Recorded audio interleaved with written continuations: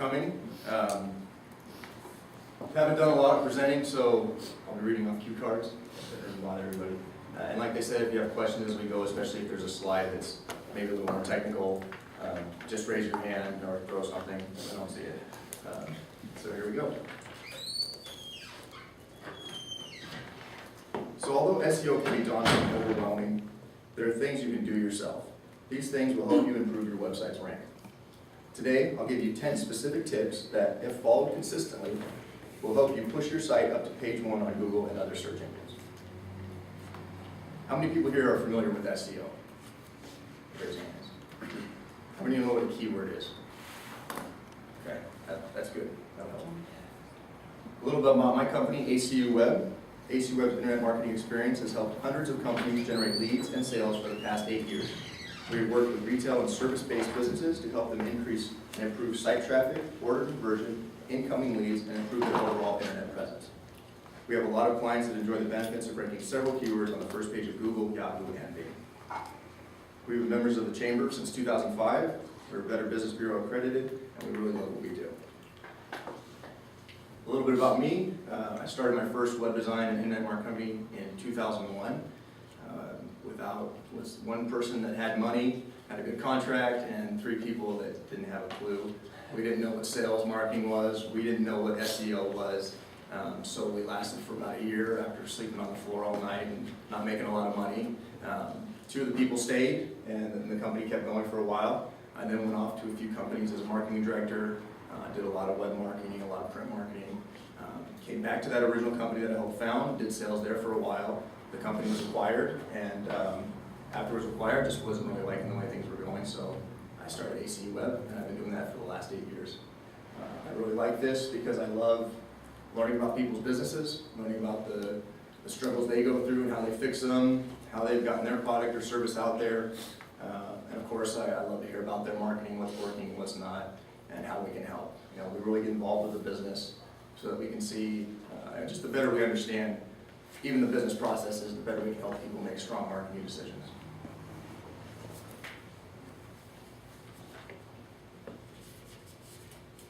I skipped a few cards here, so give me a second.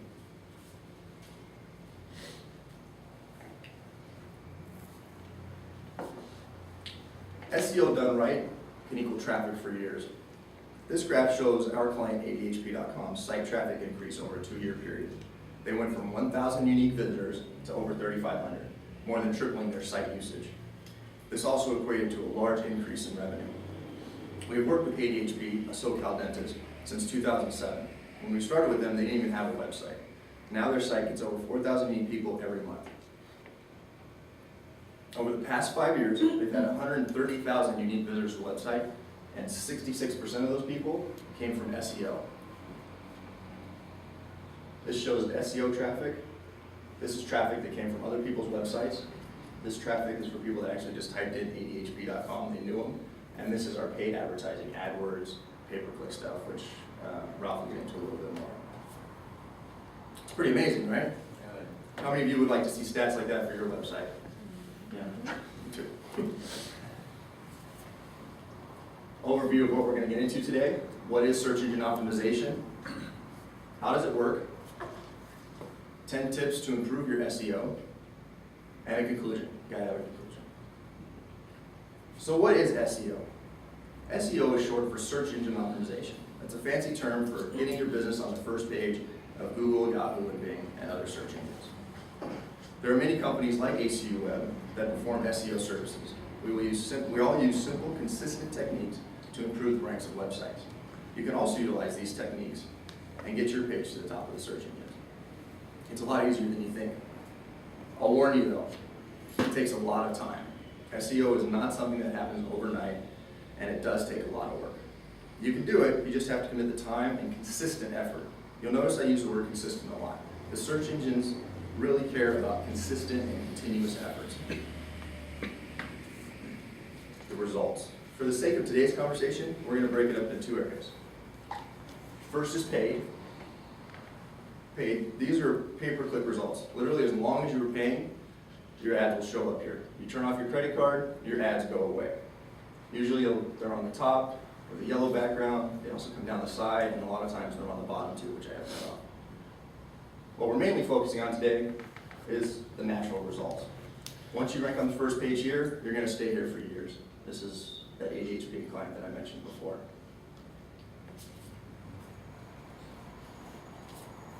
First page natural listing is the holy grail of internet marketing. As I demonstrated earlier, SEO success can equal huge amounts of traffic and leads and sales for your business. How many people recognize that? A few? Just a couple? Am I dating myself? All right. I did that in a blog post, and I'm still waiting for the letter from them telling me to stop using it. Google can love your site too. Google still maintains 60–70% of search traffic, so we generally focus our efforts there, and Yahoo and Bing and the other search engines kind of tail behind. So where do you start? Keywords, keywords, and keywords. The first place you always start when doing SEO is with your keywords. Finding the right keywords that send people to your page is paramount. You really have to step into your prospect's shoes. Don't focus on how you talk about your product or service, focus on how your prospect will. With the ADHP.com project, we learned very early that what we thought people would use and what they were actually using to find us were very different. Tackle your keywords in chunks of 5 or less. Start small and really laser focus on those phrases. This is why picking them is so important. Anytime you change your SEO strategy and incorporate new keywords, you basically have to start with those words. Like anything, there's a good tool and the right tool for the job. I recommend Google's external keyword tool. Anybody familiar with that tool? All right, cool. Well, it's useful and something I definitely recommend you use. There are a ton of tools out there that can help you figure out your keywords. We recommend this one. Using this tool makes looking for keywords easy. First, you just enter your keywords. I chose SEO and search engine optimization for obvious reasons. Then you hit search and you'll get results like these. The main things you're looking at when you're checking your results and trying to identify, well, I want to use this one or this one. First is the competition. You really want to look for terms that have, ideally, low to medium competition. And the competition is literally how many other websites out there in the world are trying to compete for those terms.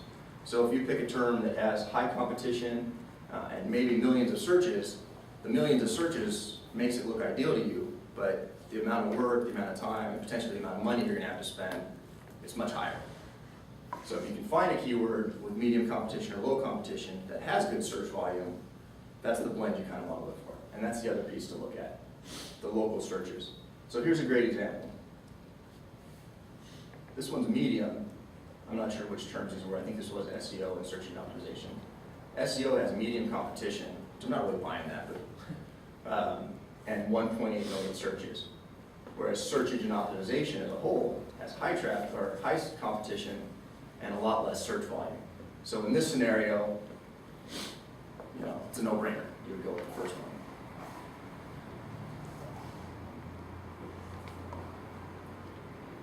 Now we'll get into 10 SEO tips.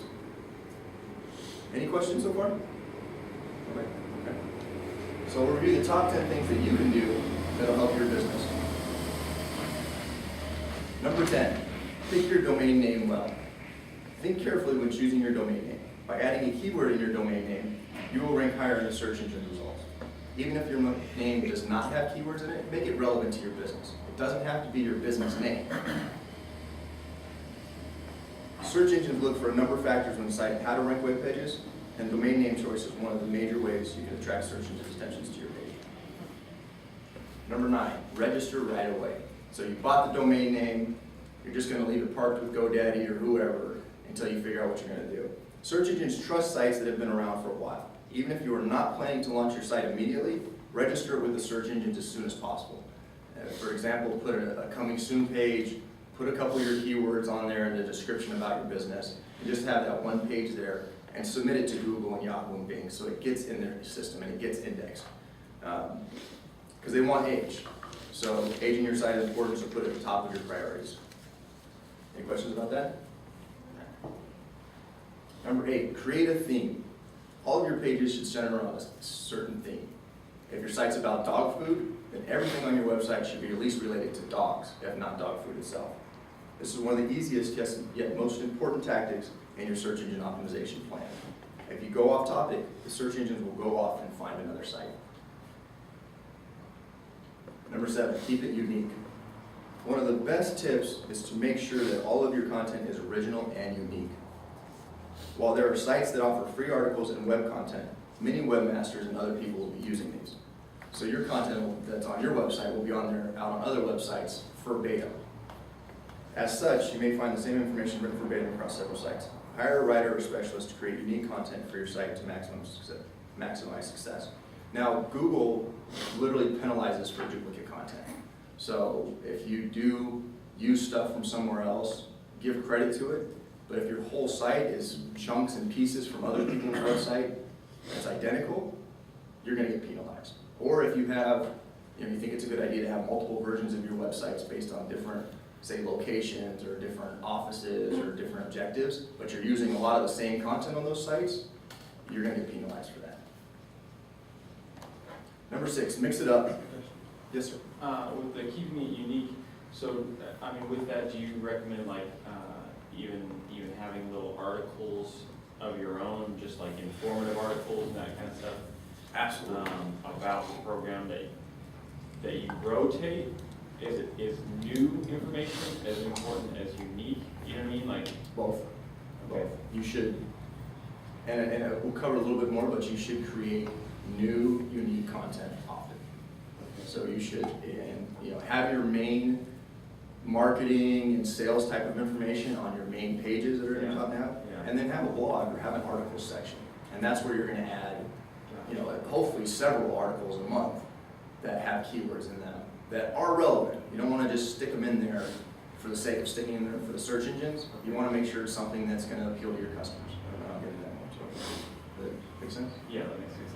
Okay. So mix it up. On the internet, content is king. Make your site rich with a variety of media that will appeal to large audiences. Create unique articles, post pictures, and add video to your website. Optimize each one of these features with the best keywords that will attract your readers. Having great content is one of the best tips to instantly fly to the top of the search results. So example of this, one great example is Google bought YouTube. So videos are good. They report in the results, they read the descriptions. So if you're creating videos on a regular basis and your title of the video has a keyword in it, because it needs it and it makes sense, not just because it's a random video and you're just sticking the keywords in there, and you mention your keywords in the description, same thing for images. If you're putting images in a gallery, name them.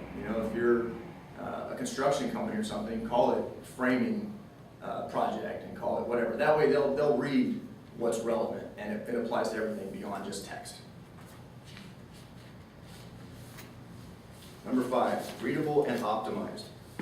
Don't make the mistake of using elements in your site that are only available to some users. Not every viewer can read Flash, for example. Using Flash can lower your rank and sabotage your SEO efforts. Make sure your site can be viewed on mobile phones as well. This is more of just a good practice for having your website. You want to make it available for everybody, because Google's a lot better about reading things like Flash now, but we still don't recommend it. What you were asking earlier, update often. Search engines don't like old information. If you have a blog that hasn't been updated in months, you risk losing your rank. Make regular updates to your site, including adding new blog posts, writing new articles, and posting new pictures and videos. Create a site that your viewers will love and the search engine will love you.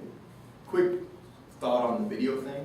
If you're going to put videos on your website, we highly recommend that you post them to YouTube, put your description and everything there, and then just embed it from YouTube on your website. Because as it's viewed on your website, it counts towards your YouTube views, and number of views is one of the ways that YouTube pushes its video results up. So that'll help your SEO as well. Number 3, get lots of links. This is probably next to...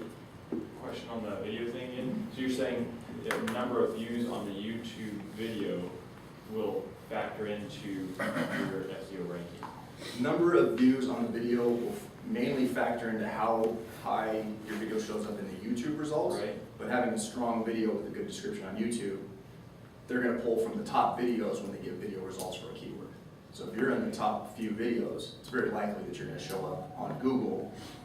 We didn't show it in here, but you'll see a lot of times there's, in the naturals, there's a couple video ones. So Okay. if your Yeah, video yeah. gets a lot of views and it's relevant to a topic, you'll show up. Okay. I have a question about the before, actually.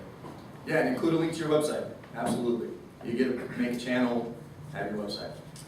For example, you've worked with our marketing department on our website.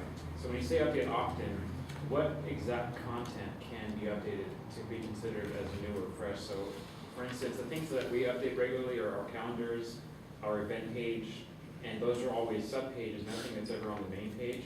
So in that regard, that's still considered updating often if it's on a second or a sub-page of our website? Yeah, and even in your events calendar and stuff like that, you'd include keywords. I mean, having this search engine optimization seminar, could have ranked for search engine optimization. Those updates are good, and you'll see that the content's fresh, but you still want to add more in-depth content. I mean, ideally, if you have the time and resources, you want to add an article a week that's 500 to 1,000 words long. Ideally, and there's services to help you do that, and there's ways to do that. Actually, a good place you can take a note is it's called textbroker.com. There's tons of authors there, and if you're trying to create regular content, you can give them a few references. Here's 3 articles that we want to talk about the same subject. Create something for me that's 100% unique, and put this keyword in it a certain amount of times, and they'll spit it out for you. And then you take it from them and make it your own. So you want it to be consistent with the way you speak throughout the rest of your website, but at least they can build a foundation for you. And an article's $15, something like that, $20. So it's well worth it. I was just gonna ask about PLR articles and following them and rewriting them, changing them around a little bit. Is that good or viable or not? Google wants your content to be 80 to 100% unique. 80. Ideally 100%. So if you buy one of those articles, something you can do is put that article in the text broker and say, hey, spit this back to me 100% unique. And the writers understand that. So you'll get the same, you can say, keep the message intact, use these keywords, make it 100% unique, and they'll spit back something for you that you can customize a little bit more and use. Also, so how much, like if you're gonna say a percentage of the website, how much of that should be turning over on a regular basis? As much as possible. I mean, you should have a strategy to it. I mean, I don't know what the fixed number is. Okay. If you're putting new content that's relevant to your keywords on a regular basis, I would say as often as you can put out good content. You don't want to put out content just for the sake of content, Right. because that's not going to appeal to your visitor and your prospect, which is still your primary goal. And it's, if it's not good info, they look at readability and they look at message some. So focus on getting good information to your customers on a regular basis, and then build an SEO strategy behind that. Make it stuff that your customers want to read, not that's super technical or whatever, just because the keywords seem to be. Okay, get lots of links. So other than content and keywords, the other big factor is links. Inbound links are like built-in referrals. When another site links to your page, it gives you some more credibility in the eyes of the search engines. Getting inbound links can be a challenge at times. You can often contact a site's owner and ask them for a link. Not only will you be getting inbound links that help drive traffic to your website from their websites, but it'll help boost your status with the search engines. Literally every time Google crawls a website and they see a link to you as the whatever provider, it's another vote for this guy being the right person to show people, because other people seem to think so.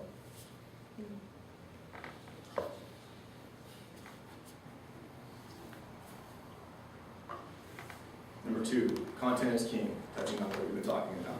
This is the most important rule when it comes to doing your own SEO. In order to track search engines, you must create content that is relevant to your user. Edit your work and avoid errors to gain credibility. Believe it or not, spelling errors and some grammar and stuff like that can affect your optimization. They want good results. They want to send people to good quality information.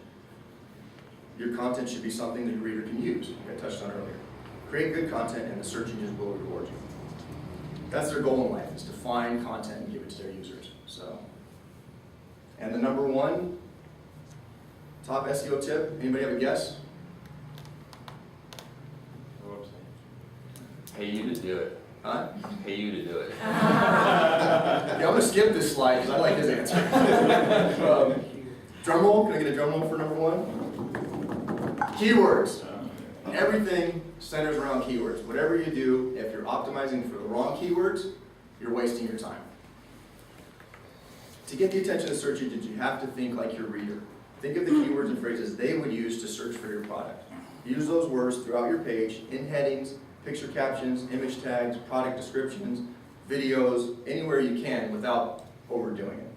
The key is to use your keyword frequently, but not too much. Reusing the same keyword or phrase repeatedly is called keyword stuffing or spamming, and the search engines will punish you for that. I just wanted to ask a question after you. I'm good. Just a two-part question. I know you said about contents, updated contents, but what if you do, how often should you do like a whole facelift for user interface and all that for the website? 'Cause sometimes Just as the styles change, just as if you're looking at other websites and the style feels dated, that's when you should change it. As far as changing other things, it's not as important as, I mean, I don't think they're looking at the style changing as much as your website as the content changing, and just that's being updated, that the content and the pictures and the images are being updated. This is a source for fresh information. And then second question is, does any like social media have effect on how it ranks? Absolutely. Yeah. I don't get into social media a lot here because it's not 100% clear, and there's still a lot of discussion about how much it affects it, but it is important, and probably if we do the same seminar next year, it's going to be talked about a lot more. They do look at how many likes you have, they do look at how many views you have, they do look at how many friends you have, they look at your posts on there, and having your keywords in your posts and posting maybe a short paragraph version of a new article you posted on Facebook, not only will that maybe draw people to the site, but the search engines will find it there. They're crawling something like Facebook or other sites a lot more than they're crawling your website, because there's millions of people on there. They check the heavily used sites probably daily. They check sites like ours quarterly. It's really depending on activity. So putting it out there is ways to pull them in. For business owners, does using Google Places help their SEO It does. ranking? Yeah, it helps. It helps and it hinders, but if you're a local business, it helps. With this dentist, we didn't have a lot of local presence for a while because we're still kind of working on how to optimize it, and he was ranking nationally for some terms. Once we had a really strong local presence for 4 of his offices, our national ranking actually came down. We were super strong in the local areas because they really knew now that we are a local business. So it just really depends. You should always do it. I noticed they had the Google Places, and you had like the map thing was there, and the picture also. Right. So all of that. Well, and even more so for the sake of this conversation, I actually cut out the local results because I couldn't fit it on my screen because the local results take up a good section. The local results are really the fastest way for a local business, and when I say that, if you're in Riverside, you're going to show up in Riverside. Don't use local to try to show up in Corona and stuff. Although you can, it's just a lot harder. But you can. It's definitely the fastest way to show up in your city for keywords, and it will support what you do.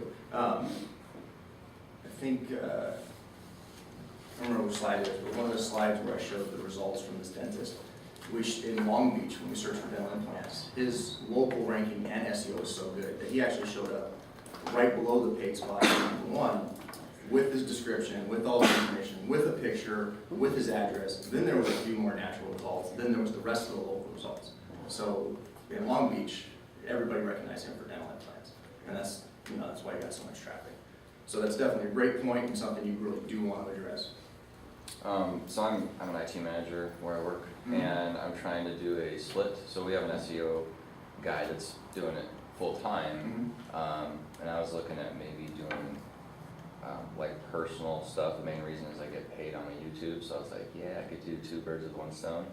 So where do you draw the line on what would be good to be pointing? So if I have something that's like a nerdy tip, like, I don't know, like a clear to-do list, something that isn't maybe directly related to the business, That's okay. and then I do like a blog or something and connect it, where would you say to draw the line Draw the line at something your customer don't wanna see. You know, you have to know your audience, and if they're gonna think stuff's funny and you can push it a little bit, then that's cool. Like I try to really keep all my stuff to just tips and tricks on things you can do, maybe some local event information, things like that. But it's just, the key is just what readers want to use. Think about your audience before you think about search and optimization. And then once you kind of know what you think they want to see and what's going to help you build trust with them, then go with that. And don't put something up there that's going to detract from the trust. You know, so, and you might, I know you have your channel. It might make sense for the business to have a separate channel where you're populating stuff, and then you can maybe, since your channel's popular, link to it and reference it on your channel and your channel's page, so that you can help push people to the other one and start building it up. You want to keep them separate as much as you can. Yeah, and we have 2 separate ones. Okay, gotcha. Yeah. Doesn't YouTube have like a private, where you can put private videos where you have to register to view them? They do. Would that still count towards if you have your companies? No idea. I'm sorry. I've never really set them private. The only time I've set them private is because I did another version of it, and I'm trying to replace it because it's not easy to just swap it out. I think if you're posting something that's useful for your company, you want it public anyway, unless it's an internal thing or something that you don't want the general masses to see. But honestly, I have no idea how much they read it or how it affects it. I'm not even sure how it works to embed it on your website if you wanted to, if it was private. So I'm not sure. Do you have a question? Well, I mean, you said that having links from another website is good, but certain cases, like, we don't want any, we check our backlinks and make sure like no weird websites link to us. So is there a good way to kind of check out those, or? There's kind of two schools of thought of it, and one's, it's going more in one direction. It's always the quantity versus quality argument. Quality is always most important. Relevant sites, just to use the dentist, if it's the Dental Association website who's got a great rank or high authority for dental topics, a link from them is better than something else. What the conversation is a lot of times is one of those links versus, let's say, 100 or 1,000 non-relevant, which wins? You know, so I always recommend, and I think I touch on it in a minute, trying to get relevant links first, and then getting the quantity links. And when you get quantity links, you do want to try to look at the site's page rank, the site's content, and definitely don't get on something totally random. You know, but there's a lot of bookmarking sites that aren't really relevant, like Reddit's and Stumble Upon and places like that, where you can put your information, and it's not really relevant. But you're coupling your information onto their website, which kind of makes it relevant, because they're taking a little bit of your information when they're talking about you. So you just have to balance quantity and quality, is really the answer. Focus on quality, but that runs out really. Kind of along those lines, how does Google how do they feel about affiliate marketing links? Like, maybe like if you were an affiliate for AWeber or something and you have that on your business website, is that a positive? Linking out? Yeah, I don't think it's a positive or negative. It just is. it just is. It might help AWeber a little bit, but it's not going to affect you. Okay. But if you're an affiliate and you get paid by AWeber, then it's to your benefit to have it on there. Yeah, Okay. definitely, absolutely. Okay, so an overview. If you only take away 3 things from my talk, these are the 3 that I think you take. 1, again, keywords. Keywords, keywords, keywords. I can't emphasize enough how important it is to start with good keywords. I mentioned before that once you change your keywords, you know, you're basically starting over for those keywords. Content, create great content often. Write for your prospects first and the search engine second. Your content should still engage and inform or sell your prospects. Once you have nailed that, then work into keywords. Include them about 1% of the time, or once for every 100 words. And then links. So get lots of links. Start by trying to find sites that are relevant to your industry. Then contact the site owner about adding the link. The more relevant the site is, the better. Also make sure you include links to your site anywhere you can on the internet. you know, on your company's Facebook, Twitter, LinkedIn, anywhere you have profiles. If you're active in forums, put it in your signature, because every time you make a comment in the forum, your link's gonna be there. And a quick touch on the link that I didn't include in here. Used to, I don't know if you guys are familiar with this, but you wanted to put in your keyword. You know, so if I'm web design, all my links would read web design, but the link would go to my website. Well, they're not as happy about it as they used to be. So you want to have some that say web design, some that say your company name, some that say click here to read more. You know, because when links spread out more naturally, people are talking about your website, it's generally saying something like click here to visit this person's website. You know, so if they're only finding 100% of your links have like website design in them or something like that, or search engine optimization, they're recognizing or assuming that that you're out there and you're trying to get links for the sake of SEO. So, because at the end of the day, we are trying to manipulate those results. Lots of links mean people are talking about you, unless you're going out there and getting them. So you kind of don't make it too obvious that you're doing it yourself.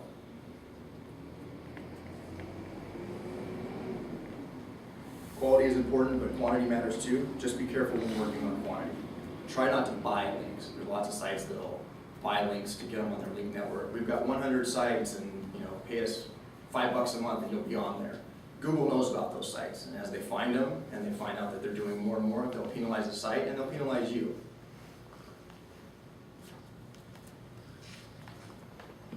So, time to rank. Quick little plug for us, and something that I think Nick sent out. We offer, through Time to Rank, a free website report, and it's free. We recommend that everybody does it. We'll do a website analysis, kind of telling you what things you can change on your website, things that can improve. Keyword suggestions. If you give us a few to start with, or none, we'll give you back 10 that we think make sense to try to optimize for. It'll show the keyword, it'll show how many searches it has, and it'll show where you currently rank or don't. Keyword rank check, that's part of the suggestions, and some recommendations. I mean, at the end of the report, there's literally a list that says, add more content, add a sitemap, some real specific things that you could do to help improve it. Thank you guys. That's my part of it.